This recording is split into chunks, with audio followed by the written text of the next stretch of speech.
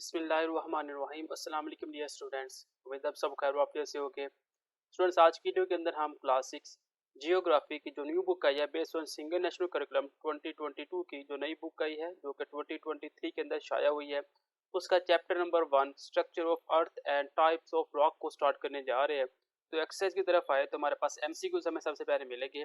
The distance in between earth surface and its centre is 6371 kilometre. Average temperature of inner cloud is 5200 degree centigrade. Question 3 है, Ring of Fire is located in Pacific Ocean. Marble is an example of rock metamorphic. Question number 5 है, rock that have changed their properties due to pressure and temperature are called none of these. तो question number 2 में हमें short question दिए हुए हैं, जिसके अंदर पहला शॉर्ट क्वेश्चन है, write the name of important layer of the earth. Earth की जो इम्पोर्टेंट लेयर है उसके मतलब आपने बताना है, उनका नेम आपने बताना है। तो पेज नंबर 2 के ऊपर इसका आंसर हमें मिलेगा।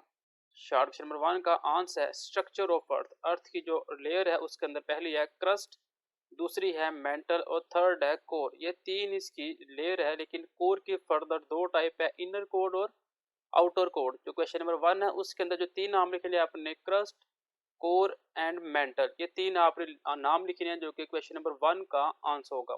शॉर्ट क्वेश्चन नंबर 2 है, write a short note on about global positioning system. GPS system के ऊपर आपने शॉर्ट नोट लिखना है। पेज नंबर 17 के ऊपर इसका आंसर मिलेगा। जी, global positioning system GPS help people in positioning and travelling. GPS मदद करता है लोगों को ट्रेस करने में या लोगों को सफ़र करवाने में। Signal from different satellite are receive on earth by different control stations. Satellite से डिफरेंट सिग्नल्स आते हैं जो कि अर्थ में हमारे पास जो स्टेशन होते हैं वो कंट्रोल करते हैं।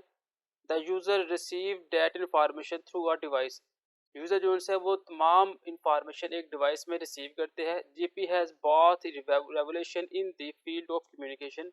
जीपीएस जो सी है वो कम्युनिकेशन सिस्टम के अंदर एक काफ़ी ब्रॉड फील्ड के अंदर पाई जाती है। It is extremely helpful for tracing companies, travels, army, navigators and tourist.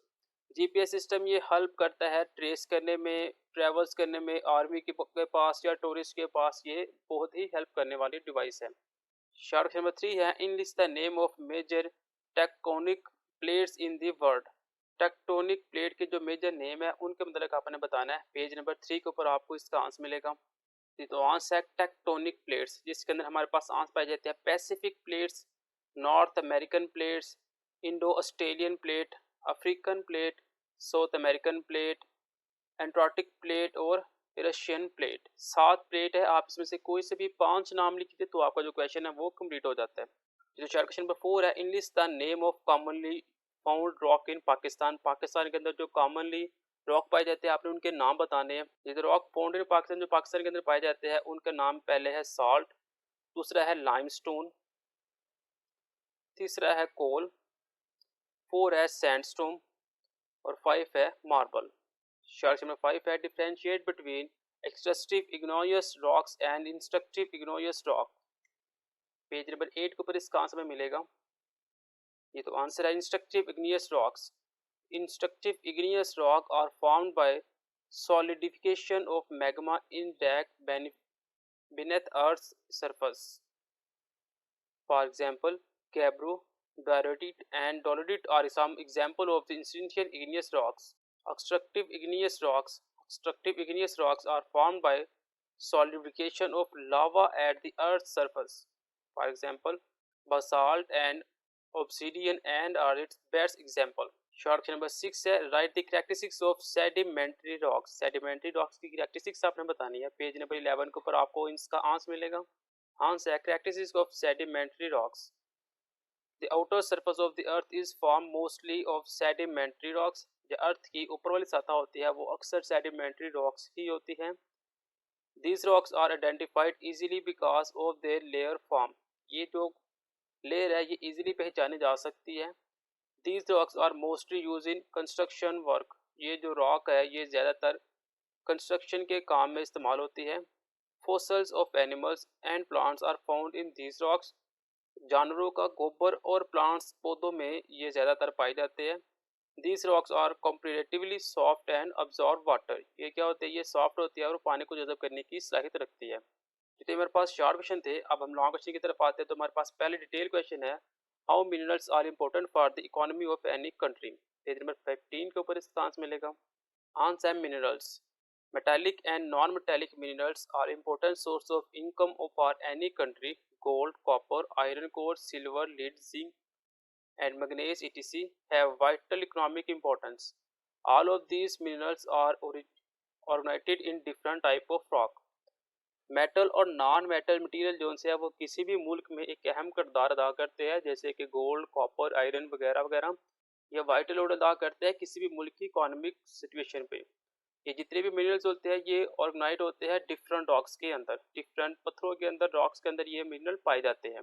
Long question number 2 है, which type of rock are located in Pakistan. Pakistan में किस किस्म के रॉक पाए जाते हैं, डिस्कस देयर डिस्ट्रीब्यूशन। आपने इसे लहदा डिस्कस करना है। पेज नंबर 16 के ऊपर इसका आंसर में मिलेगा। Rock found in Pakistan. All three types of rock are found in Pakistan are rich in metallic and non-metallic minerals. Pakistan has huge reserve of salt, marble, china clay, shale, sandstone and limestone. Some extremely found rock of Pakistan are as follows. पहले हमारे पास salt दिया हुआ है। Pakistan is blessed with the minerals of tons of rock salts reservoirs. The largest reservoir of the rock salt in Keora, Jhelum. यहाँ तक आपने salt के मतलब सिर्फ आपने बताना है। Next limestone. Limestone is a type of sedimentary rock which is mostly found in northern and western mountains area of Pakistan. The major reserve are in the Daud Khel, Wah and Dera Ghazi Khan, Punjab. Next coal. Coal is found more or less in our provinces of Pakistan. The Sindh has the largest coal reserve. Best quality of coal is produce in Balochistan. यहाँ तक आप इसके मतलब बता देना। Sandstone. Sandstone is a type of sedimentary rock. Murray Hills in Pakistan are located in the south of Himalayas that are composed of sandstone. Marble. Marble is a type of metamorphic rocks. It is found in different areas of Pakistan which include Mardan, Musharwa, Swat, Hazara, Gilgit and Attock. जहाँ तक आपका long question number 2 का answer है वो complete हो जाता है। Long question number 3 है, what do you know about internal structure of earth. Earth की अंदरूनी सतह के मतलब आप क्या जानते हैं, उसके मतलब आपने बताना है। पेज नंबर 2 के ऊपर इसका आंसर में मिल जाएगा। क्वेश्चन नंबर 3 का answer internal structure of earth. Information about internal structure of the earth is limited. The distance between earth's surface and its center is 600,371 km. Earth is composed of three types: crust, mantle and core.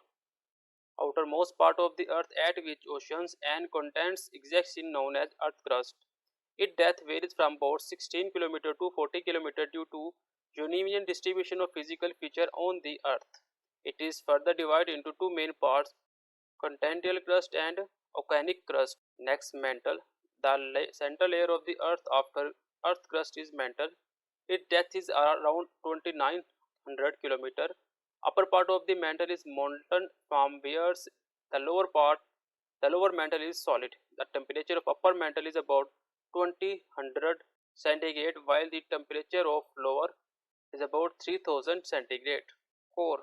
It is the innermost layer of the earth. It is divided into two parts, the outer core and inner core. The upper part, outer core, is liquid form and its depth is about 2250 km and its temperature is about 3800 degrees centigrade. Its lower part, inner core, is in solid form and its depth is about 1220 km deep. Its average temperature is about 5200 degree centigrade. Long question number 3 आपका यहाँ तक complete होगा। Earth crust जो है सबसे ऊपर वाली तय होती है जो कि 16 किलोमीटर से 40 किलोमीटर गहराई तक पाई जाती है। आगे इसकी फर्दर दो टाइप होती है। उसके बाद मेंटल आ जाती है। मेंटल अर्थ क्रस्ट के ऊपर वाली सतह होती है और इसकी जो गहराई होती है वो 2900 किलोमीटर होती है, जबकि इसका जो ऊपर वाला हिस्सा था वो मेंटल फॉर्म के अंदर होता है और नीचे वाला हिस्सा सॉलिड फॉर्म के अंदर होता है और इसका टेम्परेचर होता है वो 2000 डिग्री सेंटीग्रेड से 3000 डिग्री सेंटीग्रेड तक होता है। कोर जो है ये इनर मोस्ट पार्ट होता है अर्थ का। ये भी दो हिस्सों के अंदर डिवाइड होता है, एक आउटर कोर होता है, एक इनर कोर होता है। जो आउटर कोर होता है इसके अंदर लिक्विड पाया जाता है जिसकी गहराई 2250 किलोमीटर होती है और इसका जो टेम्परेचर होता है वो 3800 डिग्री सेंटीग्रेड होता है, जबकि जो लोअर पार्ट होता है इसके अंदर सॉलिड पाया जाता है और इसकी जो गहराई है वो 1220 किलोमीटर होती है और जबकि इसका जो टेम्परेचर होता है वो 5200 डिग्री सेंटीग्रेड होता है। नेक्स्ट लॉन्ग क्वेश्चन नंबर 4 है, discuss modern technique in the field of जियोग्राफिया। जियोग्राफिया के अंदर जो मुख्तलिफ किस्म की यूनिक टेक्निक्स पाई जाती है उसके मतलब आपने बताना है। पेज नंबर 16 के ऊपर इसका आंसर मिलेगा। मॉडर्न टेक्निक्स इन जियोग्राफिया, the world is heading toward new inventions and discoveries every day. There are many inventions in the field of geography just like other fields. Some major development are as follow. सबसे पहले है GIS, Geographical Information System. GIS is a computer-based approach to the capture or manipulate, analyze, and display geographical information. It was introduced by 1992 by United States Geological Survey. GIS provided the foundations of digital mapping. GIS क्या है? GIS एक ऐसी device है जिसके अंदर आप चीज़ों को कैप्चर कर सकते हैं, स्टोर कर सकते हैं, डेटा को डिस्प्ले करवा सकते हैं। ये 1992 में यूनाइटेड स्टेट के अंदर जियोलॉजिकल सर्वे के मुताबिक ये इंट्रोड्यूस करवाया गया था। उसके बाद RS आ जाता है। RS है remote sensing. Remote sensing is the monitoring of the physical properties of any area through radiation. Remote sensor से क्या होता है, ये किसी भी एरिया को रिमोट कर सकता है, रेडिएशन के जरिए कंट्रोल कर सकता है। Useful information is located by the satellite in the form of image. जो अहम मालूमात होती है वो सैटेलाइट के जरिए इमेज की फॉर्म में लोगों तक पहुंचाई जा सकती है। These image are process to extract required information using GIS। ये क्या करता है, ये रिक्वायर्ड डाटा GIS को भेजता है, वहाँ से ये अपने क्लाइंट को ये डाटा ट्रांसफ़र कर सकते हैं। नेक्स्ट GPS आ गया। GPS help people in the positioning and travelling. GPS अभी हमने पीछे पढ़ा भी है कि क्या करता है, ये लोगों को सफ़र करने में या लोगों को ट्रेस करने में काम आता है। ये ट्रैवल जो करते हैं आर्मी जो उनसे होते हैं उनके पास ये ज़्यादा डिवाइस होती है। उसके बाद गूगल मैप आ जाएगा। It is another internet based utility that provides information about different site, road network, traffic conditions and different geographical regions. ये क्या होता है, ये इंटरनेट के ज़रिए इस्तेमाल होती है जहाँ पे आप किसी भी इलाके का मैप आप देख सकते हैं, किसी भी मुल्क का मैप आप ऑनलाइन किसी भी जगह पे स्मार्टफोन के जरिए आप देख सकते हैं। ये लॉन्ग क्वेश्चन नंबर 4 का आंसर होगा। इसी के साथ आज की वीडियो के अंदर हमने चैप्टर नंबर 1 जियोग्राफिया, इसी के साथ हमारा जो चैप्टर नंबर 1 है वो कंप्लीट हो गया। इंशाल्लाह नेक्स्ट वीडियो के अंदर हम इसका नेक्स्ट आर्टिकल करेंगे। तब तक के लिए दे इजाज़त। अल्लाह हाफिज़।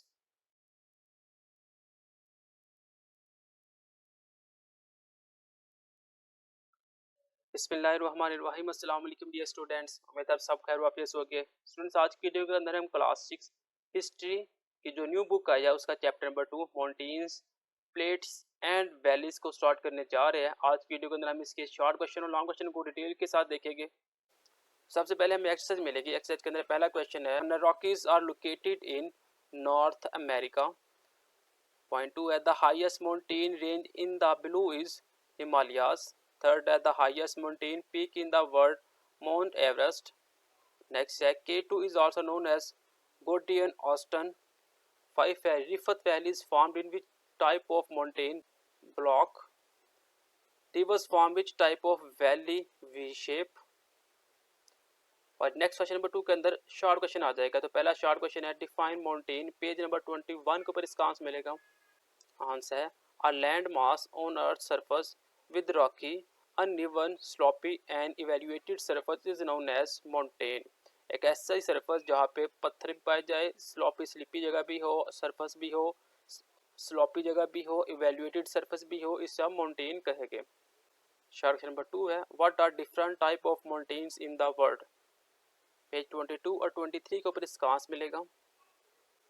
टाइप ऑफ माउंटेन्स, 3 किस्म के माउंटेन्स पाए जाते हैं जिसके अंदर है फोल्डर माउंटेन्स, ब्लॉक माउंटेन्स और वोल्केनिक माउंटेन्स। शॉर्ट नंबर 3 है, enlist the name of famous mountain range इन पाकिस्तान। पाकिस्तान के अंदर जो फेमस माउंटेन रेंज है वो आपने उनके नाम लिखने हैं। 24 पेज के ऊपर इसका आंसर में मिलेगा। Mountains in Pakistan, the most famous mountain of Pakistan include the mountains of Himalayas, Karakoram and Hindu Kush. These are folder mountains.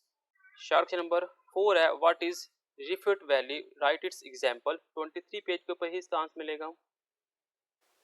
Answer है, rift valley, a feature associated to block mountain is rift valley This type of valley is formed when the earth crust on both sides of two parallel faults is uplifted or skin. Well-known Rifts Valley in the world are African Rift Valley and Great Basin of USA. Short number 5 है define continental plateau.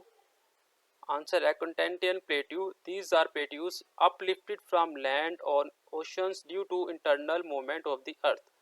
जमीन के movement करने की वजह से जो plateau बनते हैं उसे हम कहते हैं continental plateau. They are no mountains in their surrounding. इनके इर्द गिर्द कोई पहाड़ वगैरह नहीं होते. Antarctica, Greenland, Arabian plates and plateau of Spain are its example. Short number 6 है what is mean by V shape valley. Glaciers melt and form streams and rivers. Fast flow of water erodes the rock and start to form narrow valley that is known as V-shaped valley. एक ऐसी जगह जो कि V shape की तरह होती है और उनके दरमियान से तेजी के साथ पानी गुजरता है उसे हम कहते हैं V शेप वैली. जैसे कि ये एग्जांपल आपको दी हुई है. ये देखिए ये V शेप की बनी हुई है, ये V शेप वैली है और ये देखिए ये U शेप में बनी हुई है तो ये U शेप वैली है. शार्ट क्वेश्चन नंबर 7 है what is different between fold and fault. Answer है fold mountains. The convergence of the tectonic plates produce folds. The mountains formed in this way are called folder mountains. ऐसी convergence जो कि tectonic plate produce करती है वो mountains fold mountains कहलाती है. Next है a feature associated to block contain is rifted valley. This type of valley is formed when the earth crust on both sides of two parallel faults. चलो question number 1 है there are different type of mountains in the world. दुनिया के अंदर मुख्तलिफ किस्म की mountains पाई जाती है. Discuss each of them. इनमें से किसी एक के ऊपर आपने डिस्कस करना है. पेज नंबर 22 और 23 के ऊपर इसका आंसर में मिलेगा. ये टाइप ऑफ माउंटेन्स. माउंटेन्स में क्या क्या होता है वो फोल्डर माउंटेन्स होती है, ब्लॉक माउंटेन्स होती है और वोल्केनिक माउंटेन्स होती है. अगर हम फोल्डर माउंटेन्स की बात करें the coverage of the tectonic plates produce folds. The mountains formed in this way are called folder mountains. Upper part of fold is called anticlinic while the lower one is synclinic. Folder mountains all over the world are structured in the form of parallel and huge range. Himalaya, Rockies and Alps are the main example of such mountains. तो question के अंदर कहा गया था किसी एक के ऊपर आपने डिटेल से बात करनी है तो हमने फोल्डर माउंटेन्स के ऊपर बात कर ली है. यहाँ तक आपका लॉन्ग क्वेश्चन नंबर 1 जो है वो कंप्लीट हो जाता है. नेक्स्ट क्वेश्चन नंबर 2 है what are different type of plateaus. Elaborates. Question number 3 का आंसर है type of plateaus. Plateaus are may be classified into the following type according to their location. Intermontane plateaus. This type of plateau is form by internal movements of the earth along with mountains. ये ऐसी type है जिसके अंदर ज़मीन की जो अंदरूनी movement होती है वो माउंटेन से अलहदा होती है. For example Tibet plateau is located between the mountains Himalayas. यहाँ तक आप लिख सकते हैं. Next continental plateau. There are plateaus uplift from the land oceans due to internal movement of the earth. ये ओशंस के करीब और इंटरनल मूवमेंट की वजह से होती है. There are no mountains in their surrounding. इसके इर्द गिर्द कोई माउंटेन नहीं होती. Antarctica, Greenland, Arabian Plateau and Plateau of Spain are its example. Piedmont Plateau. These plateaus are located at the foothills, are surrounded by the mountains from one side with oceans or plains on the other side. इसमें एक तरफ oceans होता है दूसरी तरफ mountains होते हैं और इनके दरमियान प्लेट्यू पाया जाता है.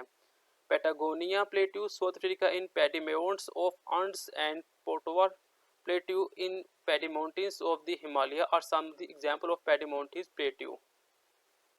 नेक्स्ट क्वेश्चन नंबर 4 है what are the impact of mountains on human life. Question number 3 का आंसर है land feature of our country and human way of living are describe as under. In our country the northern and north western area are mountains.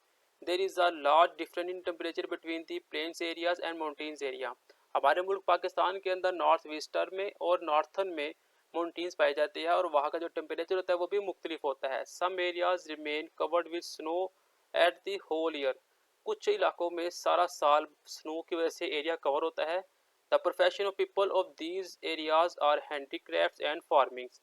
Tourism and hoteling industry is common in these areas. The beautiful valley of northern and northern western attract to people to visit these places. Long question number 4 है write a descriptive note on mountains of Pakistan. तो long question number 4 है mountains in Pakistan. The most famous mountains of Pakistan include the mountains of Himalayas, Karakoram and Hindu Kush. The mountains range of Pakistan are divided into two segments. First है northern mountains, second है northwestern and western mountains. Northern mountains में क्या है, there are to range है, एक में हिमालय है, एक में काराकोरम है। हिमालय के अंदर क्या है जी, the Himalaya are divide into three segment. Himalaya आगे फर्दर तीन हिस्सों के ऊपर डिवाइड है। पहले हमारे पास Shivalik hills. Shivalik hills are foot hills. The average height of these hills is about 800 metre. Islamabad, Attock, Rawalpindi etc are located in these hills. इस हिल्स में क्या है, इसमें 800 मीटर इसकी हाइट है और इसमें इस्लामाबाद, अटक और रावलपिंडी के इर्द गिर्द ये मौजूद है। Lesser Himalayas in north of Shivalik hills are the mountains of Azad Kashmir and Pir Panjal. Average height of these mountains is about 4000 meter. These are called Lesser Himalayas. Mari, Kashmir, Gilgit and Lower Hazara are situated in this range. अब laser Himalaya में क्या है, इसमें 4000 metre इसकी height है और इसमें मरी, कश्मीर, गिलगित और लोअर हजारा इसके गिर्द इसकी रेंज पाई जाती है। इससे great Himalayas. Great Himalayas are situated in north. Lesser Himalayas, Gilgit, Swat, Kohistan are situated in this region. Its height about is 6000 metre. अब इसकी हाइट 6000 मीटर और इसके अंदर स्वात, गिलगित और कोहिस्तान के कुछ इलाके पाए जाते हैं। नेक्स्ट काराकोरम आ जाएगा। In north of greater Himalayas there is another range of snow peak mountains situated in Gilgit up to Skardu. Its height is this is called Karakram range. The height peak of this range is K2, which is 8611 meter height. K2 is also called Godwin Austen. Next point number 2 है northwestern या फिर western mountains. There are three mountains range in the west of Pimur Knot. Their height decreases towards so these mountains range are Hindu Kush Mountains, Sufedeko and Waziristan Hills, Sulaiman Kirthar mountains. ये तीन mountains ये है, आपने इसमें से सिर्फ इसकी height और कहाँ का ये सिचुएटेड है आपने सिर्फ वो बता देना है। इसी के साथ हमारा चैप्टर नंबर 2 भी कंप्लीट हो गया। इंशाल्लाह नेक्स्ट वीडियो के अंदर हम इसका नेक्स्ट चैप्टर स्टार्ट करेंगे। तब तक के लिए दे इजाज़त, अल्लाह हाफिज़।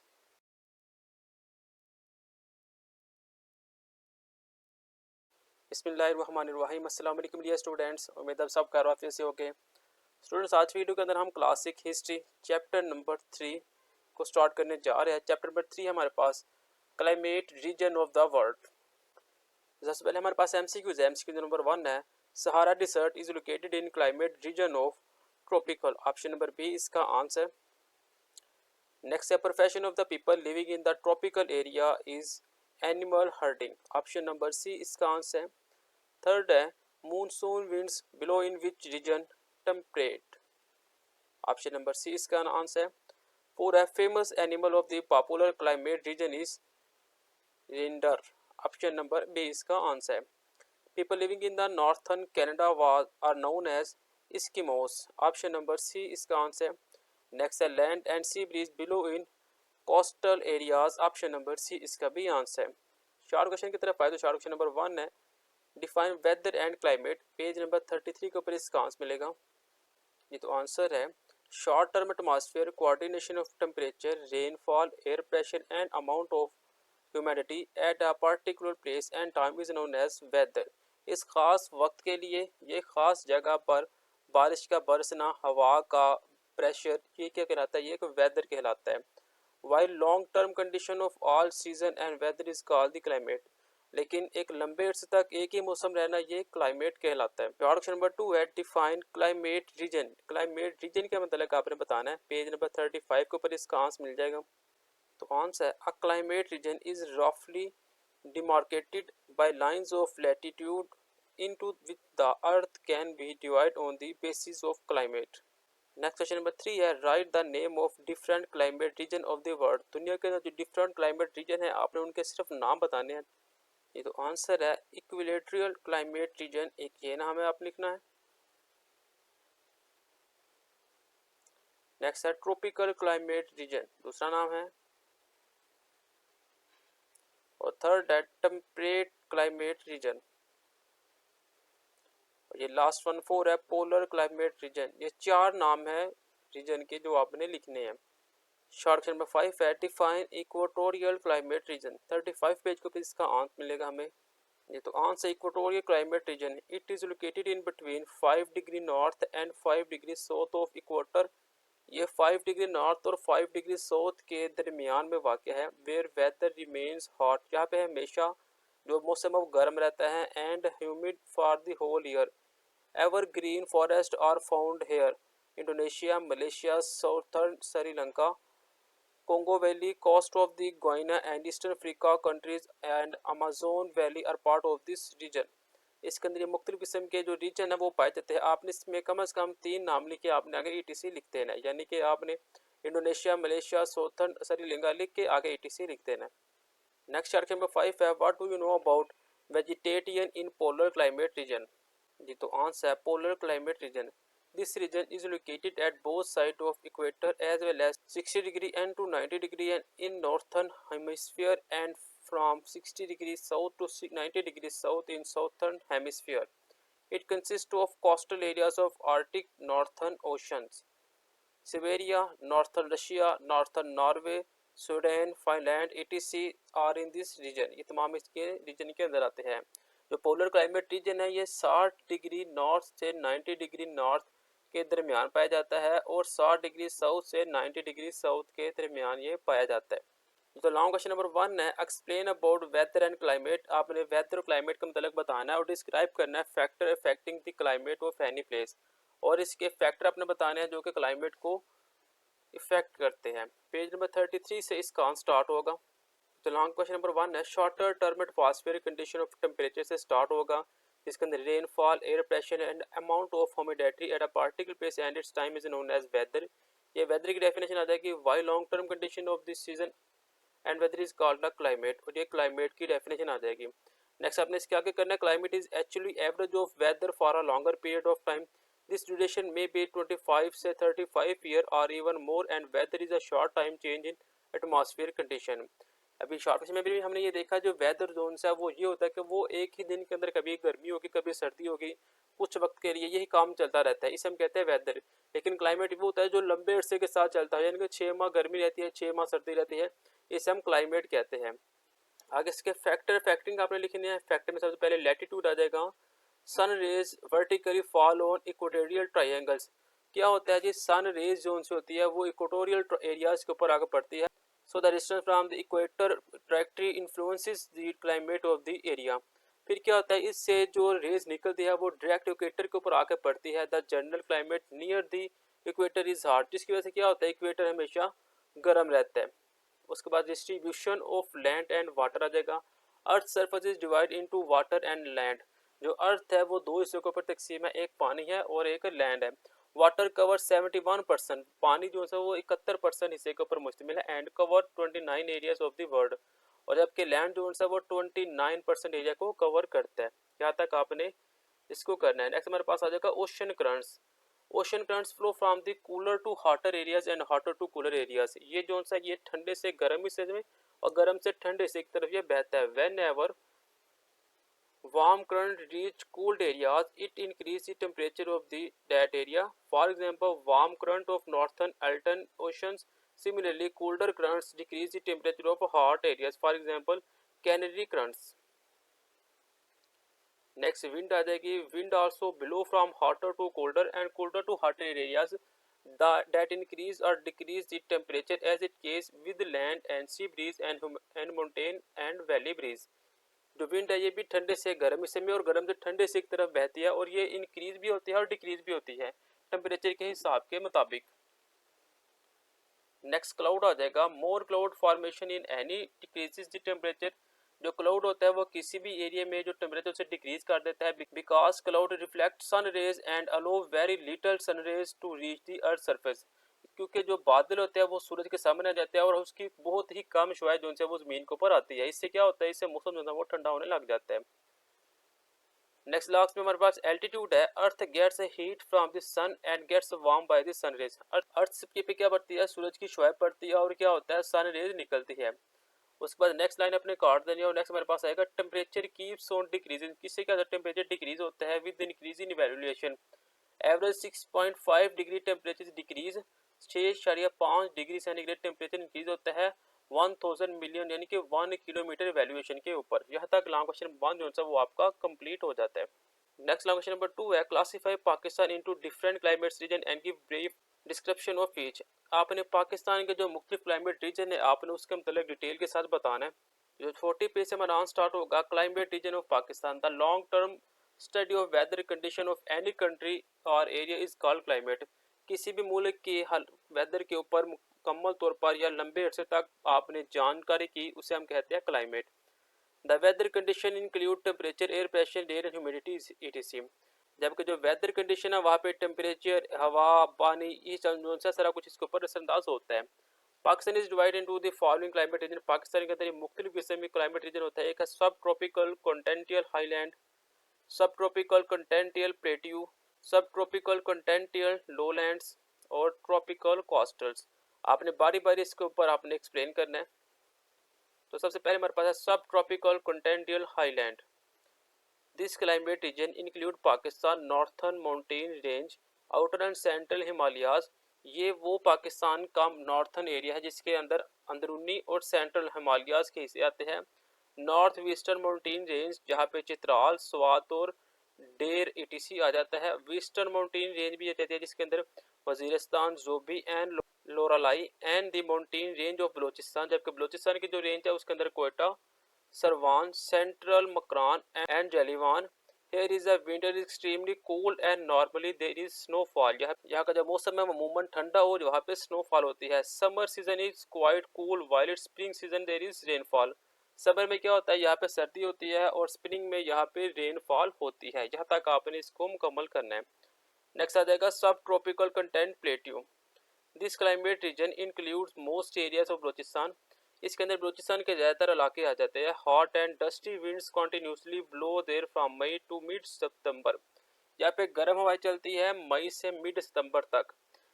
Sibi and Jacobabad are located in this very region. जो सिब्बी और जैकटाबाद है वो इसके अंदर आ जाते हैं। There is some rainfall during the month of January and February. यहाँ पे बहुत हल्की बारिश होती है जो कि जनवरी और फरवरी के मंथ में होती है। एक्सट्रीम हॉट वेदर, यहाँ पे ज़्यादातर गर्म मौसम ही रहता है। ड्राई रहता है। डस्टी विंड्स और important characteristics of this region. हवा चलती रहती है और मौसम जो है गर्म रहता है। ये ज़्यादातर सब ट्रॉपिकल सेंट्रल प्लेट्यू के अंदर आता है। ये थर्ड है सब tropical continental lowland. This climate region includes the upper Indus plain, Punjab provinces. इसके अंदर अपर हिस्से होते हैं जिनके पंजाब प्रोविंसेस आ जाते हैं एंड लोअर इंडस प्लेन के अंदर सिंध प्रोविंसेस आ जाता है। Summer is very hot in this region. यहाँ पे गर्मियों में मौसम गर्म रहता है and toward the end of summer northern Punjab receive more rainfall due to monsoon winds. यहाँ पे मौसम गर्म ही रहता है लेकिन मूनसून बारिशें होती हैं जब while plains areas receive less rainfall, और जबकि जो प्लेन एरियाज वहाँ पे हल्की और बहुत कम बारिशें होती है। Winter rainfall plateau is also the same. Thal and the southeast desert are the desert areas that receive very little rainfall. Peshawar plain experience thunder storms, air and dust storms. Peshawar के जो एरिया है वहाँ पे बर्फबारी होती है during the dust some very common in Peshawar. जबकि summer में वहाँ पे हवाएं चलती है और काफ़ी डस्ट उड़ती है। नेक्स्ट लॉस है tropical coastland. This climate region includes the coastal areas of Sindh and Balochistan provinces. इसमें सिंध और बलूचिस्तान के जो रीजन है वो आ जाते हैं। The difference between maximum and minimum range of the temperature is small. यहाँ पे मैक्सिमम और मिनिमम रेंज रहती है। There is a rainfall of sea breeze throughout the summer. यहाँ पे हमेशा हवा चलती रहती है समर में भी। The humidity is high. यहाँ पे ह्यूमिडिटी हाई होती है एंड एनुअल एवरेज टेम्परेचर जो सा होता है वो 32 डिग्री सेंटीग्रेड होता है। May and June are the hottest months. मई और जून यहाँ पे गर्म तरीन महीने पाए जाते हैं। यहाँ पे लॉन्ग क्वेश्चन नंबर 2 का आपका आंसर कंप्लीट हो जाएगा। नेक्स्ट लॉन्ग क्वेश्चन नंबर 3 है discuss tropical climate reason in detail. आपने ट्रॉपिकल क्लाइमेट रीजन को डिटेल के साथ बताना है। 37 पेज के ऊपर आपको इसका आंसर मिलेगा। Tropical climate region, this region is located at both side of equator at till 30 degree north and 30 degree south. ये 30 डिग्री नॉर्थ और 30 डिग्री साउथ के मिड में पाया जाता है। इट इज हॉट रीजन, ये गर्म रीजन होता है। When sun ray for vertically for the whole year great Sahara desert. यहाँ पे हमेशा सूरज की शुआएं बिल्कुल सीधी आती है सहारा डिजर्ट के ऊपर। कलाहारी डिजर्ट के ऊपर Colorado and Arizona USA, northern Chile, southern Peru and southern west Australia are famous area in this region. ये लॉन्ग क्वेश्चन टोल से सिर्फ छोटा सा लॉन्ग क्वेश्चन था। Long question number 3, last long question number 4 है write the importance of climate in human life. Importance of climate in human life. Climate has significant impact on human life as human activities are influenced by it. All economic, social, political and commercial activities of people living in any areas are based on climate. किसी भी मुल्क की social, economic, political और commercial जो activities होती है वो इंसान के क्लाइमेट के ऊपर असरअंदाज होती है। Climate and human activities. Human activities, lifestyle, customs and traditions vary from place to place all over the world along with the variation in climate. मौसम के तब्दील होने से हालात ज़िंदगी भी तब्दील होती रहती है। ये सिर्फ एक मुल्क में नहीं, हमें बाकी तमाम मुल्कों के अंदर भी यही सिलसिला जारी रहता है। Rainfall, wind and other weather element specially temperature effect the human directly.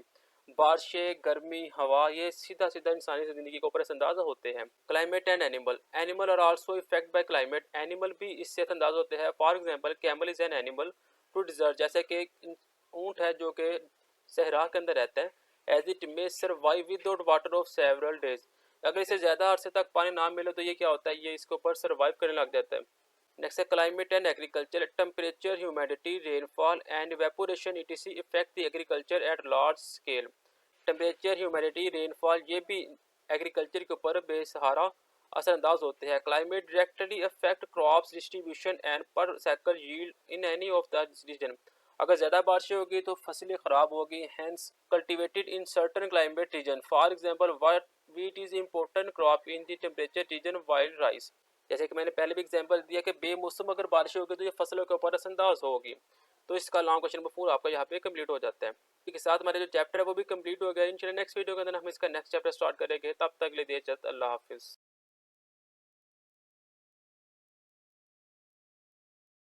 बिस्मिल्लाहिर्रहमानिर्रहीम। अस्सलाम वालेकुम डियर स्टूडेंट्स, उम्मीद आप सब खैर वाफियत से होंगे।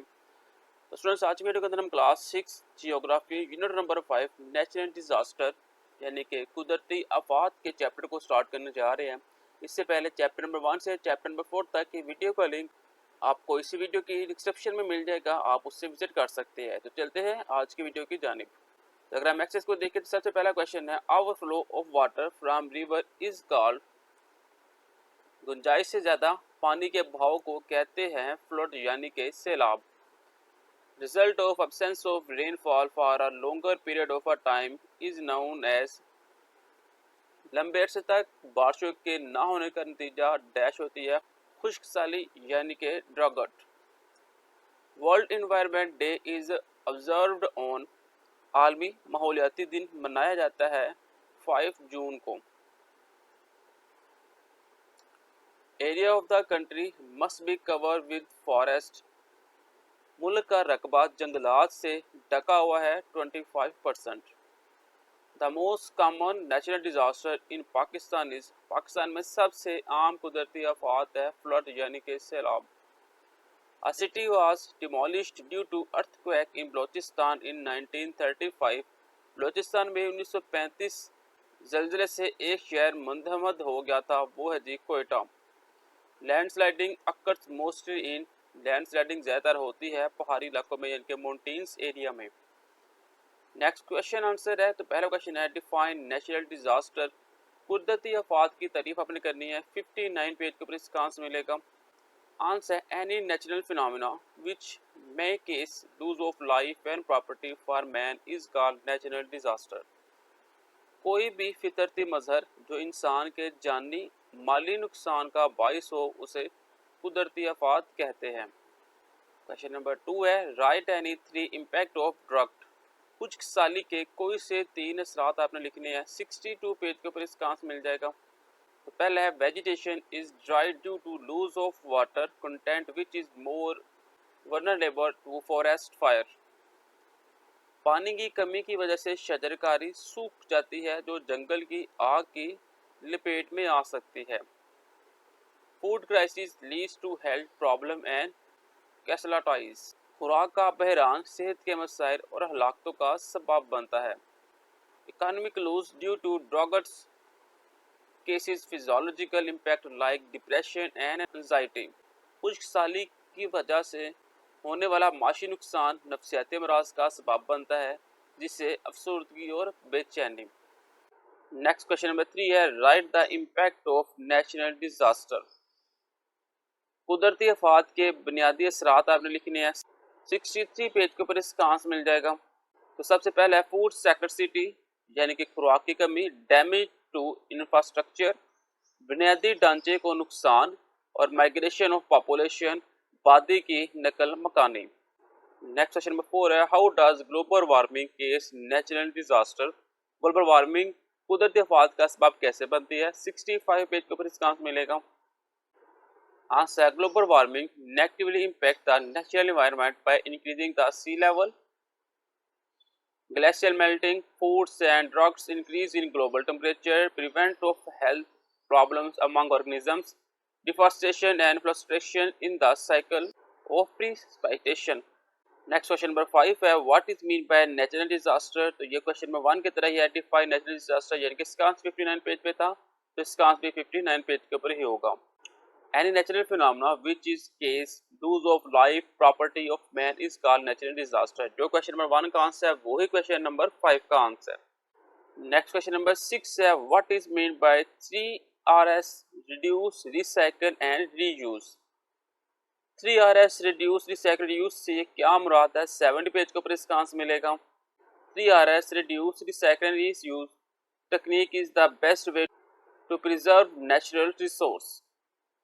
तकनीक कुदरती वसाइल को महफूज करने का बेहतरीन तरीका है ये 3Rs, reduce, recycle and reuse. Next long question number 1 है, what do you know about natural disaster, right the effect of any 3 natural disaster in detail. कुदरती आफात के बारे में आप क्या जानते हैं, कोई से 3 कुदरती आफात तफसील से बयान करें। पेज 60 के ऊपर इसका आंसर मिलेगा।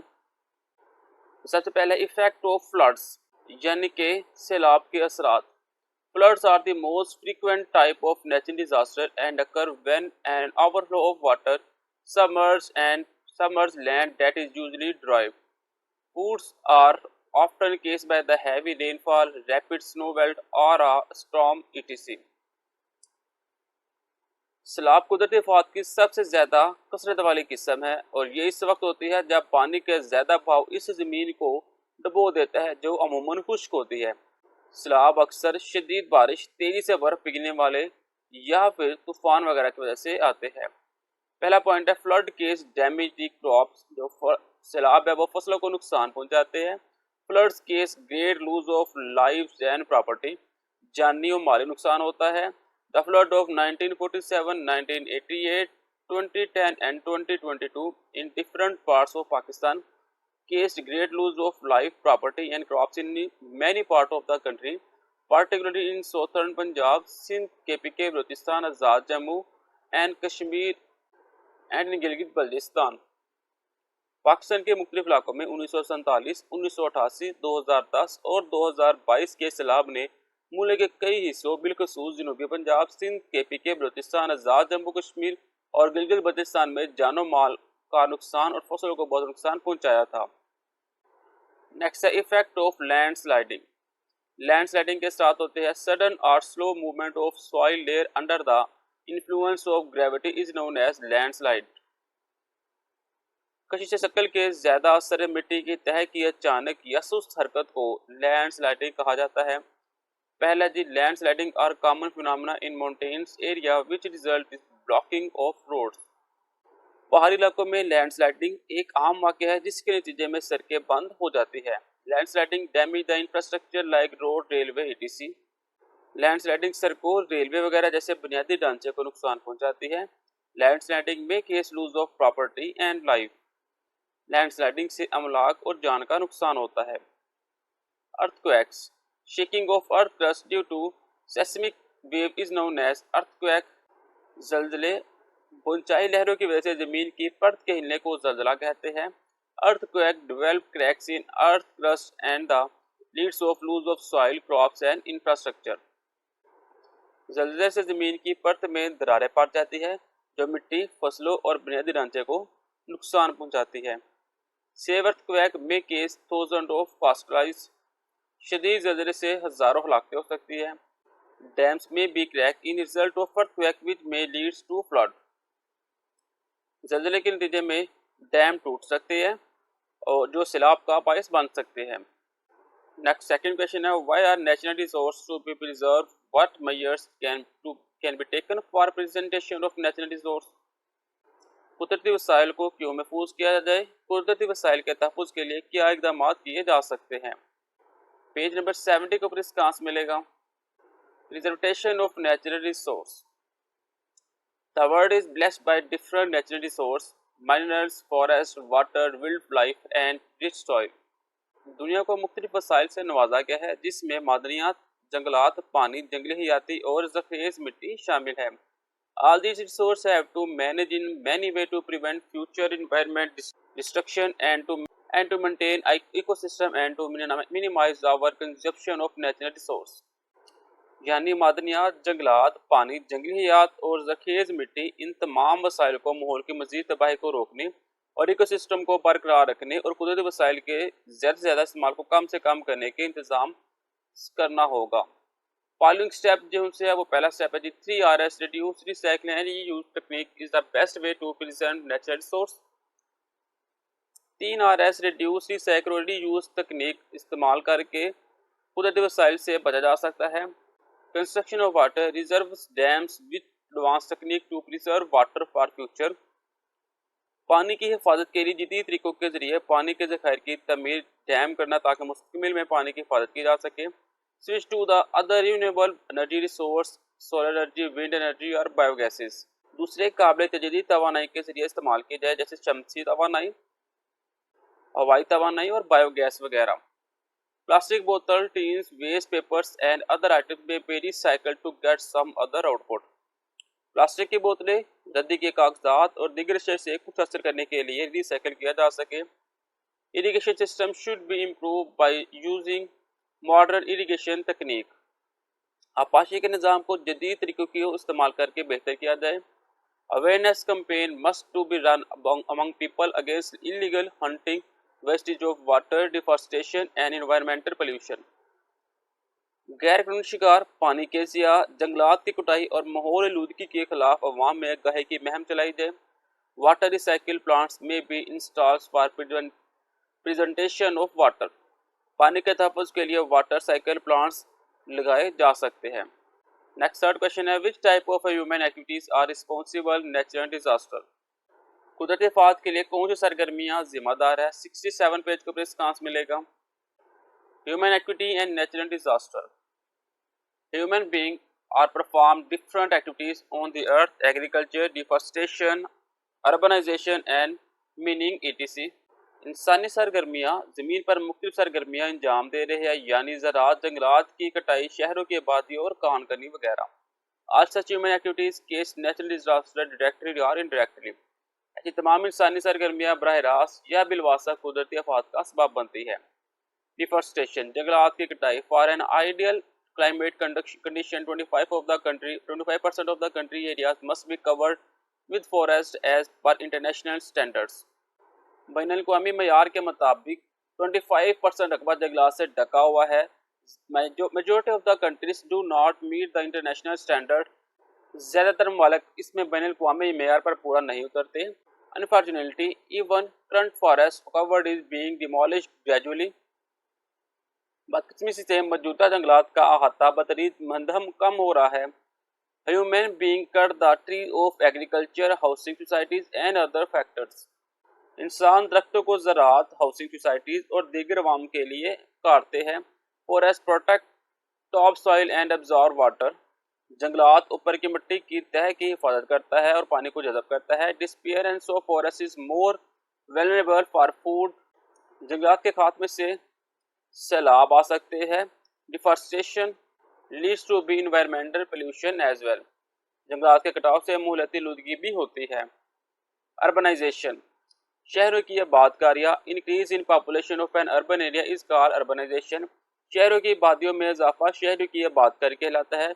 Generally surface in urban areas is सेमेंटेड।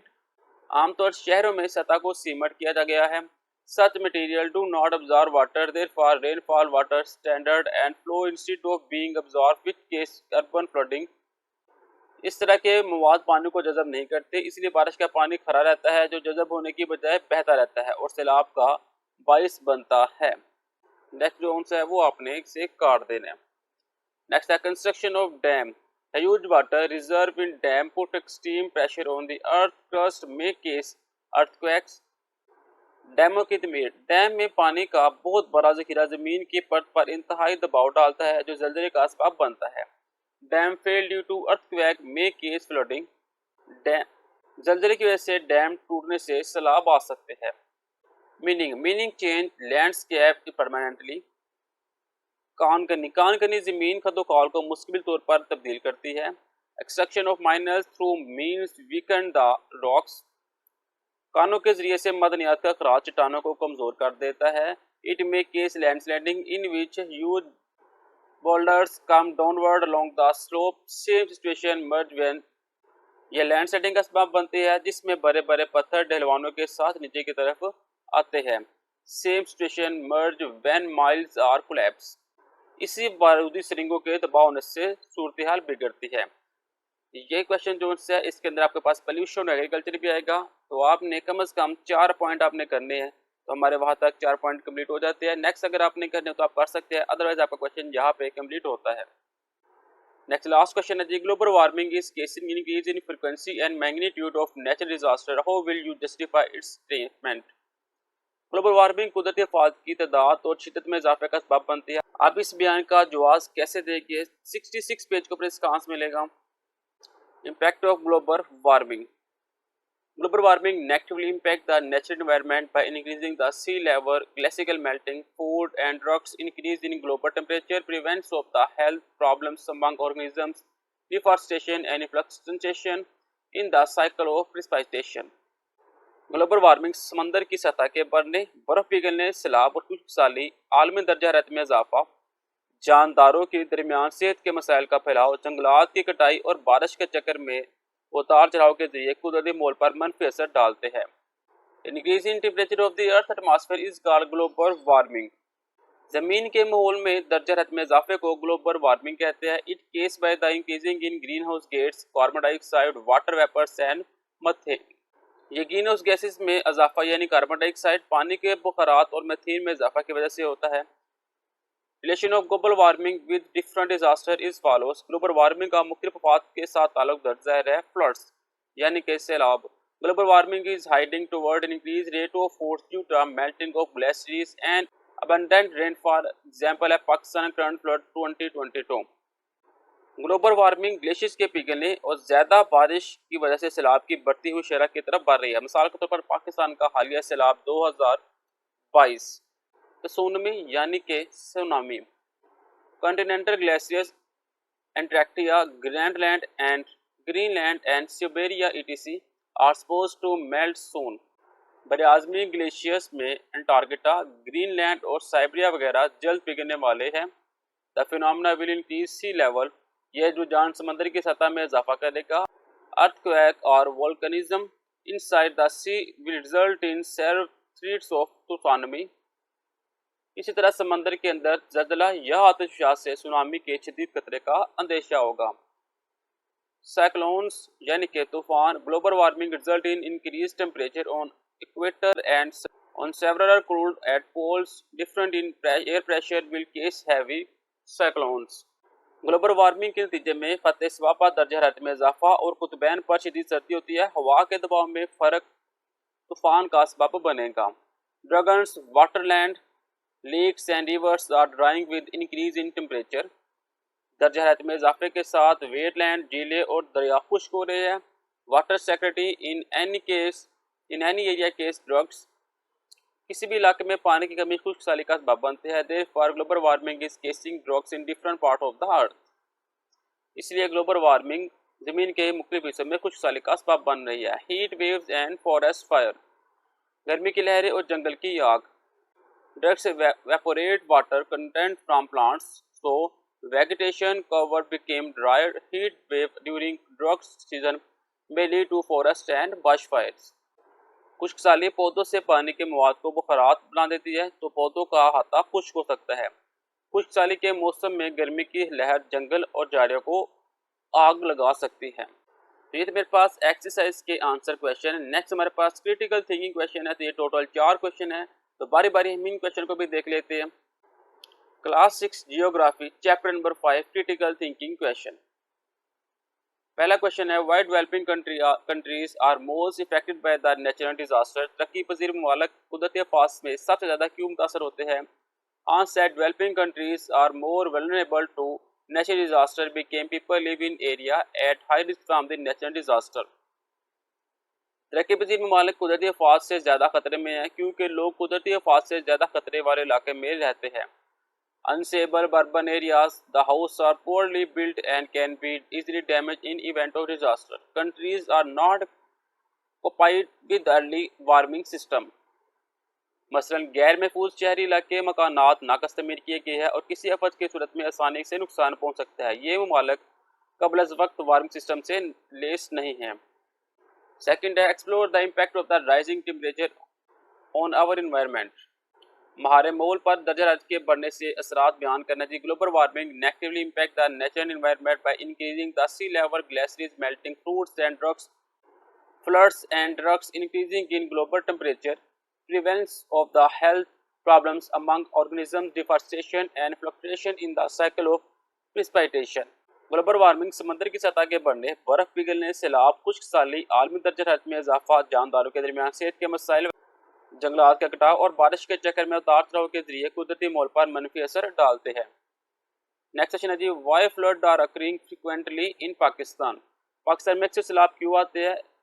In Pakistan, flooding is a combination of mismanagement, climate change, and small members of dams। The record-breaking monsoon rainfall that led by the surge of flooding in Pakistan was likely increased by climate change। Pakistan में सैलाब की वजह बद इंतजामी, मौसमी आबोहवा की तब्दीलियाँ और dams की कमी की तादाद है। मानसून की रिकॉर्ड तौर बारिशें जो पाकिस्तान में शदीद सैलाब का बायस बनती है। मौसमी आबोहवा तब्दीली के इसमें इजाफे का इम्कान है। लास्ट क्वेश्चन जी, how we can preserve our resource. हम अपने वसाइल को किस तरह बचा सकते हैं? The world is blessed by different natural resource, by minerals, foods, water, wild fire and rich soil. दुनिया को मुख्तलिफ कुदरती वसाइल से नवाजा गया है, यानी मादनियात, जंगलात, पानी, जंगलात, हयातियाती और जरखेज मिट्टी। All these resources have to be managed in a way to prevent future environment destruction and to maintain ecosystem and minimize never consumption of natural resource। इन तमाम वसाइल को माहौल की मजीद तबाही को रोकने और इकोसिस्टम को बरकरार रखने और कुदरती वसाइल के ज़्यादा से ज़्यादा इस्तेमाल को कम से कम करने के लिए इंतज़ाम करना होगा। Following step should be taken for presentation of natural resource. कुदरती वसाइल के तहफ़्फ़ुज़ के लिए दर्ज झैल इक़दाम करने चाहिए। पहला जी, there is reduce, recycle and reuse तकनीक is the best way to present natural resource. Construction of water is reservoir dams with advance तकनीक to preserve water for future. पानी की हिफाजत के लिए पानी के डैम बनाने हैं। अपने switch to other renewable energy resource, solar energy, wind energy या बायोगैस दूसरे काबिल जदीद तवानाई के जरिए इस्तेमाल करें, जैसे शमसी तवानाई, हवाई और बायोगैस वगैरह। प्लास्टिक बोतल, steels, waste papers and other items may be recycled to get some other output. Irrigation system should be improve by using modern irrigation techniques. Awareness campaign चलानी है, अपने वाटर रिसाइकल प्लांट्स अपने install करने यानी कि बनाने हैं। ये मेरे पास क्लास 6 जियोग्राफी चैप्टर नंबर 5।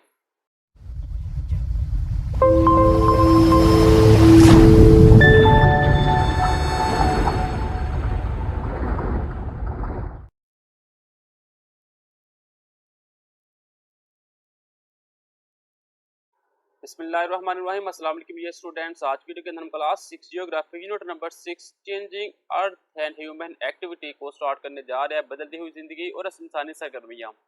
इससे पहले चैप्टर 1 से चैप्टर नंबर 5 तक की वीडियो का लिंक आपको इसी वीडियो के डिस्क्रिप्शन में मिल जाएगा। तो एक्सेस की तरफ आए तो सबसे पहला क्वेश्चन है, a circle and small part of area is called earth. Type of weathering are 3। Upper part of the wave is called crust. Rock eroded from base due to aeoline work is called mushroom rock। The most arid provinces of Pakistan is Balochistan। Weathering due to living organism is known as biological weathering। Answer question है define weather and erosion. Page 74 और 75 page को इसका answer मिलेगा। Answer that is and decomposition of rocks by different mechanical, chemical and biological process is called weathering. Sometimes broken materials in result of weathering is transported by some agent which is known as erosion. Second question is write the name of any four landforms made by coastal erosion. Page 80 के ऊपर इसका answer मिलेगा। सबसे पहले है caves, second है hand land and by, third है sea arch and stakes और फोर्थ है sea cliffs। थर्ड क्वेश्चन है what do you know about chemical weathering. 75 page को इसका आंसर मिलेगा। Rocks are aggregated of minerals, these minerals face chemical change as they are affected by water, oxygen and carbon dioxide. This change between the rock can eventually lead to their disintegration. Next है differentiate arches and stake। 80 page को इसका answer मिलेगा। Answer है sea waves strike the headland from the both sides. This continuously result is creating an opening in the headland. This landform is called sea arch. When the sea arch is deflected from the land held by further erosion, the remaining column-like structure are called stacks. Next है define wind erosion। 76 page पर इसका answer मिलेगा। Answer है wind is also an important agent of erosion. It works notably in arid and semi-arid areas. Next question है enlist the agent of weathering। 74 page के ऊपर इसका answer मिलेगा। Gases in atmosphere, forest, vegetation and animals, wind, temperature, microscope organisms etc are some other agents of weathering. Next long question है question number 1 है discuss different landforms and formed by a coastal region। 80 और 81 page के ऊपर इसका answer मिल जाएगा। Landform by coastal region। Waves of river tend to erode inland areas where sea waves are an important source of landforms change in the coastal areas or on a larger scale. Caves continuously wave attack at bottom of cliffs created cavities. These cavities by further erosion transform into caves, headland and bay. Sometimes sea water invades further inland in the earth creating a bay, while the broadening land compressed to hard rocks remains will ahead in water. This is called headland. बाज़-औक़ात समंदर का पानी ज़मीन के अंदर टकराता है और खिल्ज बनाता है। शदीद सख्त चट्टानों पर मुश्तमिल सरहदी ज़मीन पानी में बहुत आगे रहती है, इसे हेडलैंड कहते हैं। सी आर्च एंड स्टेक, समुद्री बहराव और ढेर। Sea wave strike the headland from both side, समुद्र की लहरें सरजमीन पर दोनों तरफ से टकराती है। This continuously erosion result is creating an opening in the headland. मुसलसल तनाव के नतीजे में ज़मीन में एक स्ट्रोक पैदा होता है। This landform is called sea arch. इस ज़मीन की शक्लों को समुद्री महराब कहते हैं। When we sea arch is defected from the headland by the further erosion, the remaining column like structure are called stack. जब समुद्री महराब मजीद कटाव के जरिए ज़मीन से अलग हो जाता है तो बाकी पानी जिससे ढांचे को ढेर कहते हैं। The landform made by sea waves can be seen in coastal areas of Pakistan, especially at Hawke's Bay.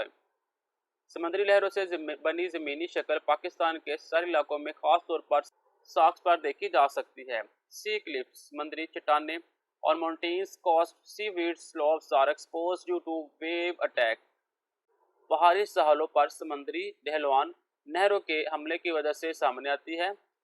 With the passage of time, the slope retreat and become perpendicular. वक्त गुजरने के साथ साथ ढलवानें पीछे हटती है और खड़ी हो जाती है। These are called cliffs.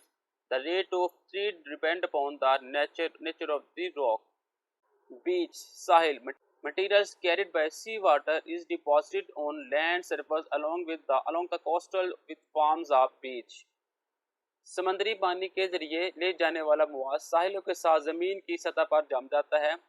Fine material clay is depositing near the sea while coarser materials pebbles are deposited further inland. बारीक मवाद जैसे मिट्टी समंदर के करीब जमा हो जाती है। Spit and tombolo, spit is narrow but long ridge of deposited material extending from mine land into sea. If spit is connected to any island, it forms a feature known as tombolo. Second question है what are different type of weathering, explain each of them. 74 page के ऊपर इसका answer मिलेगा. Answer there are three type है जी, physical or mechanical weathering, chemical weathering और biological weathering. Physical or chemical weathering. In this process, rocks expand in summer due to heat and shrinks in winter. This continuously process of expansion and compaction of rocks weakness and eventually disintegrate the rock without changing its material, its chemical composition. This process of weathering is mostly found in dry and cool areas. Chemical weathering. Rocks are an aggregate of minerals. These minerals face chemical change as they are affected water, oxygen, carbon dioxide. These change weaken the rock and eventually lead to the disintegration. Biological weathering है weathering due to living organism on the weathered surface is the name of biological weathering. It performs plants and animals, plants, roots which joints and cracks of rocks as they grow up, which ultimately exert pressure on the rocks layer. Therefore, rocks are disintegrated. Third question है elaborate the difference between water erosion and wind erosion. Wind erosion. Wind is also an important agent of erosion. It rocks notably in arid and semi-arid areas. Balochistan in Pakistan. Water erosion. River carries the disintegrated materials with its flow and cuts the rock with the help of that debris. This process is known as fluvial erosion. Next, last question है evaluate the role of human activity in erosion of land. 81 page के ऊपर इसका answer मिलेगा. There are several cases of erosion by human activities. Out of them, major ones are construction, gardening, and mining, etc. इंसानी सरगर्मियाँ और कटाव. इंसानी सरगर्मियों से कटाव की कई वजूहात है. इनमें से कुछ अहम तमीरात बागबानी, खानकनी वगैरह है. Deforestation, जंगलात का कटाव. Deforestation is a way in which the human cause erosion, removal of vegetation, covering the ground caused by the soil to erode, which is unprotected against wind and water. जंगलात का कटाव एक ऐसा अमल है जो कि इंसानों की वजह से होता है. जमीन को ढांपने वाले पौधों को हटाने से मिट्टी के कटाव का मौजब बनता है जो हवा और पानी के खिलाफ गैर महफूज है. Weathering to gardens and lawns also occasion causes erosion. बागात और बगीचे को पानी लगाना भी कटाव का सबब बनता है. Water hits the ground with enough forces while using a pipe of weathering which result is erosion. Agriculture is the major factor of soil erosion. When vegetation is cultivated in the soil ground, the topsoil is shifted which causes erosion. ज़राअत मिट्टी के कटाव का सबसे बड़ा answer है. जब ज़मीन में पौधों की काश्त की जाती है तो ऊपर की मिट्टी मुंतकिल होती है जो कटाव का सबब बनती है. Mining is an important sector of economy, but earth's surface is exploited for mining. Rock particles are eroded in this way. कानकनी मैशियत का एक अहम आंसर है, लेकिन कानकनी के जरिए जमीन की सतह फट जाती है. इस तरह चट्टानों के ज़राअत मिट जाते हैं. Construction, most of the building have basement. Deep digging of the earth construction building walls are under press etc. Also case of erosion. तो ये थे मेरे पास एक्सरसाइज के आंसर क्वेश्चन. नेक्स्ट इसके क्रिटिकल थिंकिंग क्वेश्चन है जो कि 3 क्वेश्चन है, तो बारी बारी से भी हम देखते हैं. क्लास 6 जियोग्राफी चैप्टर नंबर 6 के क्रिटिकल थिंकिंग क्वेश्चन. पहला क्वेश्चन है how weathering and erosion are impact in formation of soil. मिट्टी की तश्कील में अमले फरसुदगी और कटाव कैसे अहम है. Weathering and erosion is the process by which rocks on the earth surface see broken down into such boulders, pebbles, sand, grains and clay. ये वो मेल है जिसके जरिए जमीन की सतह पर पत्थरों को टुकड़े टुकड़े कर दिया जाता है, जैसे पत्थर, कंकरिया, रेत, मिट्टी. It breaks up mineral in such to release impact neutralization into the soil. It breaks rock to form soil. चट्टानों में मौजूद मदनियात को तोड़कर मिट्टी में अहम गजाई अज्जा खारिज करते हैं. ये पत्थर को तोड़कर मिट्टी बनाते हैं. सेकंड है how we may stop deforestation.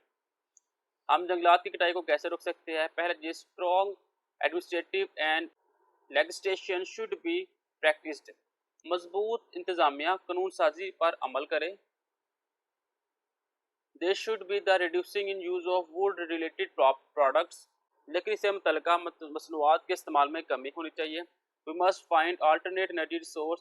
We should control urbanization. हमें मुतबादल तवानाई के ज़राए तलाश करनी होगी। We should run awareness campaign about the importance of forest. हमें जंगलात की अहमियत के लिए आगाही मुहिम चलानी चाहिए। लास्ट है जी, why our coastal areas are polluting. हमारे सारे इलाके क्यों आलूदा हो रहे हैं? Human activities on land are the biggest source of marine pollution. ज़मीन पर इंसानी सरगर्मियाँ आलूदगी का सबसे बड़ा जरिया है। Each year an estimate millions tons of plastic waste enter the world oceans. एक अंदाजे के मुताबिक हर साल 8 मिलियन टन प्लास्टिक का फजला दुनिया के समंदर में से दाखिल होता है। These include soil waste, drums along coastlines, scattered lines or beach sand, the piece of broken down sheep।